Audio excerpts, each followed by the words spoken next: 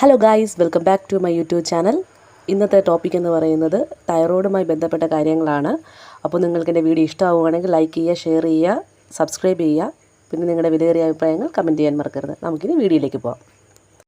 നമ്മുടെ ശരീരത്തിലെ മെറ്റബോളിസത്തെ നിയന്ത്രിക്കുന്നത് തൈറോയ്ഡ് ഹോർമോണാണ്. ഇന്ന് നമ്മുടെ നാട്ടിൽ ഏറ്റവും കൂടുതൽ വളരെ റെയർ ആയിരുന്നതും എന്നാൽ ഇന്ന് വളരെ കോമൺ ആയിട്ട് കാണപ്പെടുന്നതുമായ ഒരു പ്രോബ്ലമായിട്ട് തൈറോയ്ഡ് മാറിയിട്ടുണ്ട്. പക്ഷേ ഇതിലേറ്റവും വലിയൊരു സംഭവം എന്ന് പറയുന്നത് ഈ തൈറോയ്ഡ് ഉള്ള ആളുകൾക്ക് അവർക്ക് ഈ തൈറോയ്ഡ് പ്രോബ്ലം ഉണ്ട് എന്ന് അറിയില്ല എന്നുള്ളതാണ്. എന്തെങ്കിലും ഒരു പ്രശ്നവുമായിട്ട് ഹോസ്പിറ്റലിൽ പോയി ബ്ലഡ് ടെസ്റ്റ് ചെയ്യുമ്പോഴായിരിക്കും തങ്ങൾക്ക് ഹൈപ്പോ തൈറോയിഡിസവും ഹൈപ്പർ തൈറോയിഡിസം ഇതിൽ രണ്ടിലേതെങ്കിലും ഒന്ന് ഉണ്ടെന്ന് ഡോക്ടർമാർ ഐഡൻറ്റിഫൈ ചെയ്യുന്നതും അതിനുള്ള മരുന്ന് കൊടുത്ത് അതിന് വേണ്ടി ട്രീറ്റ്മെൻറ്റ് ചെയ്യുന്നത്. അപ്പോൾ നമ്മൾ വളരെയധികം ശ്രദ്ധിക്കേണ്ട, നമ്മളിത് വളരെ നിസ്സാരമായി കാണുന്ന ഒരു പ്രശ്നമാണെങ്കിലും ഇത് അത്ര നിസ്സാരമായ ഒരു പ്രശ്നമല്ല എന്നുള്ളത് ഈ വീഡിയോ മുഴുവൻ കാണുമ്പോൾ നിങ്ങൾക്കത് മനസ്സിലാവുന്നതാണ്. പൊതുവേ നമ്മൾ രണ്ട് തരത്തിലുള്ള തൈറോയ്ഡുകളാണ് കണ്ടുവരുന്നത്. ഒന്ന് ഹൈപ്പർ തൈറോയിഡിസവും ഇന്നൊന്ന് ഹൈപ്പോ തൈറോയിഡിസവുമാണ്. ഹൈപ്പർ തൈറോയിഡിസം എന്ന് പറയുന്നത് നമ്മുടെ ശരീരത്തിലെ ഹോർമോണിൻ്റെ അളവ് ക്രമാതീതമായിട്ട് വർദ്ധിക്കുന്നത് മൂലമാണ് ഈ ഹൈപ്പർ തൈറോയിഡിസം ഉണ്ടാകുന്നത്. എന്നാൽ ഇത് നേരെ തിരിച്ചാണ് ഹൈപ്പോ തൈറോയിഡിസം. ക്രമാതീതമായി നമ്മുടെ ശരീരത്തിലുള്ള ഹോർമോണിൻ്റെ അളവ് കുറയുന്നതാണ് ഇതിന് കാരണം. പ്രോപ്പറായിട്ട് ഇതിന് നമുക്ക് എന്താ പറയുക, ചികിത്സ എന്ന് പറയുന്നത് നമ്മൾ ഡയറ്റ് ചെയ്യുക, അതുപോലെ തന്നെ നമ്മൾ പ്രോപ്പറായിട്ടുള്ള ഈ മെഡിസിനൊക്കെ കഴിക്കുവാണ് എങ്കിൽ ഒരു പരിധിവരെ നമുക്കിതിനെ പ്രിവെൻറ്റ് ചെയ്യാനായിട്ട് സാധിക്കും.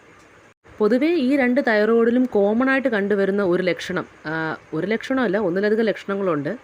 അത് ഒന്നെന്ന് പറയുന്നത് ക്ഷീണമാണ്. എത്ര ഉറങ്ങിയാലും ഉറക്കം മതിയാവാത്തൊരവസ്ഥ, നമുക്ക് പിന്നെയും രാവിലെ എഴുന്നേറ്റാലും നമ്മൾ ഉറക്കം തൂങ്ങിയ ഒരവസ്ഥ, അതായത് ക്ഷീണം മാറുന്നില്ല എന്നുള്ളത്. പിന്നെ അതുപോലെ വിഷാദം, ഉത്കണ്ഠ, മാനസിക സമ്മർദ്ദം, മാനസിക പ്രശ്നം, ഇത്തരക്കാരായിരിക്കും ഏറ്റവും കൂടുതൽ ഡിപ്രഷൻ്റെ മരുന്ന് കഴിക്കുന്ന ആളുകൾ.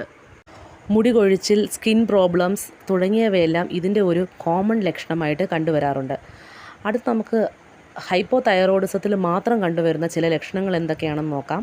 ഹൈപ്പോ തൈറോയിഡിസം എന്തുകൊണ്ടാണ് ഉണ്ടാവുന്നതെന്ന് നമുക്ക് നോക്കാം. നമ്മുടെ ശരീരത്തിലെ തൈറോയിഡിൻ്റെ അളവ് കുറയുമ്പോഴത്തേനും നമ്മുടെ തലച്ചോറിലേക്ക് ഒരു ഇൻഫർമേഷൻ പോകും, നമ്മുടെ ശരീരത്തിൽ തൈറോയിഡിൻ്റെ അളവ് കുറഞ്ഞു എന്ന്. അപ്പോഴത്തേനും നമ്മുടെ തലച്ചോറിലുള്ള പിറ്റ്യൂട്ടറി ഗ്ലാൻഡ് TSH എന്ന് പറയുന്ന ഒരു ഹോർമോണിനെ പ്രൊഡ്യൂസ് ചെയ്യും. ഈ ഹോർമോണിൻ്റെ അളവ് ക്രമാതീതമായി വർദ്ധിക്കുന്നത് മൂലമാണ് ഹൈപ്പോ തൈറോയിഡിസം നമുക്ക് ഉണ്ടാവുന്നത്. അപ്പോൾ നമ്മുടെ ശരീരത്തിൽ തൈറോയിഡിൻ്റെ അളവ് കുറവും എന്നാൽ TSHൻ്റെ അളവ് കൂടുതലുമായിരിക്കും.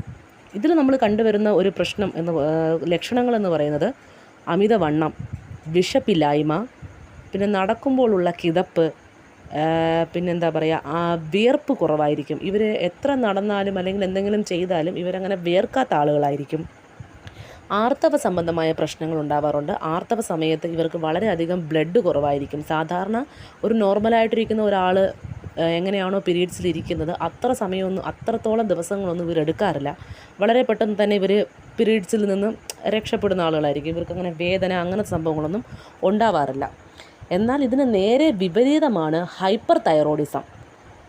മെലിഞ്ഞു പോവുക, വിശപ്പ് കൂടുതൽ, വിയർപ്പിൻ്റെ അളവ് കൂടുതൽ, അതുപോലെ ഇവർക്ക് ചൂട് താങ്ങാനുള്ള കഴിവ് കുറവ്, ആർത്തവ സംബന്ധമായ പ്രശ്നങ്ങൾ ഇവിടെയുമുണ്ട്. ഇവിടെ അമിതമായ ബ്ലീഡിങ്, രക്തം അമിതമായി പോകുന്നത് ഒരു പ്രശ്നമാണ്. പിന്നെ കോമൺ ആയിട്ട് കണ്ടുവരുന്ന മാനസിക പ്രശ്നങ്ങൾ, ശാരീരികപരമായിട്ടുള്ള വെല്ലുവിളികൾ, സ്കിൻ പ്രോബ്ലംസ്, മുടി കൊഴിച്ചിൽ, ഇതെല്ലാം ഇതിൽ പൊതുവായിട്ട് കണ്ടുവരുന്നുണ്ട്. ഇത്തരം പ്രശ്നം സ്ത്രീകൾക്ക് മാത്രമല്ല പുരുഷന്മാർക്കും ഉണ്ട് എന്നുള്ളതാണ്. പുരുഷന്മാർക്കും ഇത്തരം പ്രശ്നമുണ്ട്. അതുപോലെ തന്നെ ഇത് കൂടുതലും സ്ത്രീകളിൽ ഡിറ്റക്റ്റ് ചെയ്യുന്നത് ഒന്നിൽ അവർ പ്രഗ്നൻസി ടൈമിൽ ഹോസ്പിറ്റലിൽ പോകുന്ന ടൈമിലായിരിക്കും ഇവർക്ക് ഇത്തരം പ്രശ്നങ്ങളുണ്ട് എന്ന് അറിയുന്നത്. അപ്പോൾ ഇതിന് പ്രോപ്പറായിട്ട് മെഡിസിൻ എടുക്കുകയാണെങ്കിലോ നമ്മൾ പ്രോപ്പർ ഡയറ്റ് ചെയ്യുകയാണെങ്കിലോ ഇത് നമുക്കൊരു പരിധി വരെ പ്രിവെൻറ്റ് ചെയ്യാൻ സാധിക്കും അതാണ്. അപ്പോൾ ഈ തൈറോയ്ഡ് പ്രോബ്ലം ഉള്ളവർ കഴിക്കാൻ പാടുള്ള ഭക്ഷണങ്ങളും കഴിക്കാൻ പാടില്ലാത്ത ഭക്ഷണങ്ങളും ഉണ്ട്. അതിൽ നമുക്ക് ഇപ്പോൾ ഫസ്റ്റ് കഴിക്കേണ്ടാത്ത ഭക്ഷണം എന്തൊക്കെയാണെന്ന് നോക്കാം. ബ്രോക്കളി, സോയാബീൻ, ക്യാബേജ്, അതുപോലെ കോളിഫ്ലവർ, കടല, കടുക്, പാൽ, പഞ്ചസാര, മരിച്ചീനി, ഗോതമ്പ്, പിന്നെ റോ ആയിട്ടുള്ള സവോള, മൈദ, പിന്നെ പ്രോസസ്ഡ് ആയിട്ടുള്ള ഫുഡുകൾ, ഫാസ്റ്റ് ഫുഡുകൾ, ഇതൊക്കെ നമ്മൾ കഴിക്കുന്നത് ഒഴിവാക്കണം. പൂർണ്ണമായി ഒഴിവാക്കണമെന്നല്ല, നമ്മൾ ഇതൊക്കെ നമ്മുടെ നിത്യവും നമ്മുടെ ലൈഫിൽ നമ്മുടെ ലൈഫ് സ്റ്റൈലാക്കിയിട്ട് മാറ്റിയിട്ടുണ്ട് എങ്കിൽ ഇത് നമുക്കൊരു പരിധി വരെ നമ്മൾ കഴിക്കുന്നതിൻ്റെ അളവ് കുറയ്ക്കുക എന്നുള്ളതാണ്. ഒറ്റയടിക്ക് നമ്മളിതെല്ലാം നിർത്തണമെന്നൊന്നും അല്ല, അളവ് കുറയ്ക്കുക. പുരുഷന്മാരാണ് എങ്കിൽ, സ്ത്രീകൾ മദ്യപിക്കുന്നവരുണ്ട്, പുകവലിക്കുന്നവരുണ്ട്, എങ്കിലും തൈറോയ്ഡ് പ്രോബ്ലം ഉള്ളവർ മദ്യപിക്കാനോ പുകവലിക്കാനോ പാടില്ല എന്നുള്ളതാണ്. ഇനി അടുത്തതായിട്ട് നമ്മൾ എന്തൊക്കെ കഴിക്കാമെന്ന് നോക്കാം. കടൽ വിഭവങ്ങൾ അഥവാ സീ ഫുഡ്സ് കഴിക്കുന്നതിൽ ഒരു പ്രശ്നവും ഇല്ല. ഇഞ്ചി, വെളുത്തുള്ളി, മഞ്ഞൾ തുടങ്ങിയ ഭക്ഷണ പദാർത്ഥങ്ങൾ നമ്മുടെ ആഹാരത്തിൽ ധാരാളമായിട്ട് കൊണ്ടുവരുന്നത് പ്രശ്നമില്ല. പിന്നെ എന്താ പറയുക, ഫ്രൂട്ട്സ് ഐറ്റംസ്, മുന്തിരി, ഓറഞ്ച്, നാരങ്ങ, പിന്നെ berry items, strawberry, mulberry, blueberry പോലുള്ള, പിന്നെ ബനാന, ഇത്തരത്തിലുള്ള ബെറി ഐറ്റംസ് എല്ലാം കഴിക്കുന്നത് നല്ലതാണ്. ഒലിവ് ഓയിൽ, പിന്നെ സൺഫ്ലവർ ഓയിൽ കുറച്ചിട്ട് നമുക്ക് വെളിച്ചെണ്ണ കഴിക്കാം. വെളിച്ചെണ്ണ പാചകം ചെയ്യുന്നത് നല്ലതാണ്. ഇത്തരത്തിലുള്ള ഫുഡ്. പിന്നെ വെജിറ്റബിൾ ഐറ്റംസ് ആണെങ്കിൽ ക്യാരറ്റ്, ബീട്രൂട്ട് തുടങ്ങിയ ആഹാരങ്ങളെല്ലാം നമ്മുടെ ഭക്ഷണത്തിൽ ധാരാളം കൊണ്ടുവരിക. നമ്മൾ കഴിക്കാൻ പാടില്ലാത്ത ഭക്ഷണം പൂർണ്ണമായി ഒഴിവാക്കണമെന്നല്ല, ലിമിറ്റായിട്ട് നമ്മളിത് കഴിക്കുക എന്നുള്ളതാണ്. അപ്പോൾ ഇത്തരം കാര്യങ്ങളെല്ലാം നമ്മുടെ നിത്യവും നമ്മുടെ ജീവിതത്തിൽ കൊണ്ടുവരുവാണെങ്കിൽ, ഒരു ബാലൻസ്ഡ് ഡയറ്റ് കൊണ്ടുവരുവാണെങ്കിൽ നമുക്കിതിനൊരു പരിധിവരെ നമുക്ക് ഓക്കെ ആക്കാൻ സാധിക്കുന്നതാണ്. അതുപോലെ വർക്കൗട്ട് ചെയ്യുക. ദിവസവും നിങ്ങളിങ്ങനെ വീട്ടിലെ ജോലികൾ ചെയ്യുന്നവരായിരിക്കും സ്ത്രീകൾ പൊതുവേ. അതൊരു വർക്കൗട്ടല്ല, അത് നമ്മുടെ ഒരു ഡെയിലി റുട്ടീൻ പോലെ നമ്മുടെ നിത്യജീവിതത്തിൽ നമ്മൾ ചെയ്യുന്നൊരു കാര്യമാണ്. അത് നമുക്കൊരിക്കലും ഒരു വർക്കൗട്ടായിട്ട് കണക്കാക്കാൻ പറ്റില്ല. നിങ്ങൾ എന്താ പറയുക, നടക്കാൻ പോവുക, നിങ്ങൾ വേർക്കുന്ന തരത്തിൽ നിങ്ങളുടെ ശരീരത്തിൻ്റെ ഫുൾ ഫങ്ഷൻസും, നിങ്ങളുടെ ശരീരം ഫുള്ളായിട്ട് ഫങ്ഷൻ ആവുന്ന തരത്തിലുള്ള വർക്കൗട്ട്സ് നമുക്കറിയാം, യൂട്യൂബിൽ നോക്കിയാൽ തന്നെ ഒരുപാട് വീഡിയോസൊക്കെ കിട്ടും. അല്ലെങ്കിൽ പാട്ടിട്ട് ഡാൻസ് കളിക്കുക തുടങ്ങിയ രീതിയിൽ ബോഡി വർക്കൗട്ട് ആവുന്ന തരത്തിലുള്ള കാര്യങ്ങൾ ചെയ്താൽ ഒരു പരിധിവരെ നമുക്കിതിനെ ഒന്ന് കൺട്രോൾ ചെയ്ത് കൊണ്ടുപോകാനായിട്ട് സാധിക്കും. പിന്നെ ഞാൻ ഇന്ന് ഈ വീഡിയോ ചെയ്യാൻ കാരണം, നിലവിൽ എനിക്ക് തൈറോയ്ഡ് പ്രോബ്ലം ഉണ്ട്. എനിക്ക് ഹൈപ്പോ തൈറോയിഡിസമാണ്, അഥവാ തൈറോയ്ഡ് ഗ്ലാൻഡിൽ ഉൽപ്പാദിപ്പിക്കുന്ന തൈറോയ്ഡ് ഗ്രന്ഥിയുടെ അളവ് വളരെ കുറവാണ്. അതുമൂലം ഉണ്ടാകുന്ന പ്രശ്നമാണ് എനിക്ക് കൂടുതലായിട്ടും ഉള്ളത്. അപ്പോൾ നിലവിൽ ഞാനതിന് ഗുളിക കഴിച്ചുകൊണ്ടിരിക്കുന്നൊരു വ്യക്തിയാണ്. അപ്പോൾ നമ്മൾ ഗുളിക കഴിക്കുന്ന ആളുകൾ ആണ് എങ്കിൽ രാവിലെ എഴുന്നേറ്റ് വെറും വയറ്റിൽ ഈ ഗുളിക കഴിക്കുക. ഗുളിക കഴിച്ചതിന് ശേഷം അരമണിക്കൂർ കഴിഞ്ഞതിന് ശേഷം മാത്രമേ നമ്മൾ ഫുഡ് എന്തെങ്കിലും കഴിക്കാൻ പാടുള്ളൂ.